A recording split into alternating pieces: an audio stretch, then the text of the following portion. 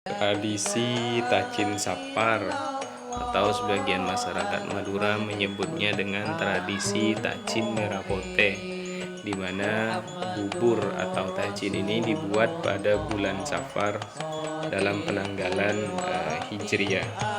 Orang Madura biasanya membuatnya Tacin Sapar ini selama sebulan penuh. Jadi waktu untuk pelaksanaan tradisi ini tidak ditentukan, tetapi selama bulan Safar.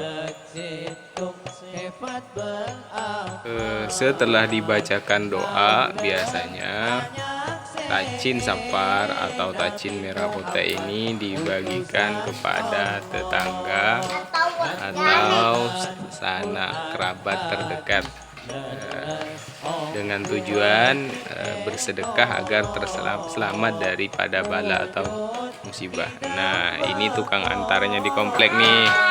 Sebentar lagi akan ngantar bubur atau Tacin Sapar ini keliling kompleks dari ujung barat hingga ujung timur. Berarti satu dunia dong. Untuk melestarikan tradisi ini, orang Madura di Kalimantan Barat selalu menggelar tradisi bagi-bagi Tacin Merah Putih atau bubur merah putih di perempatan jalan.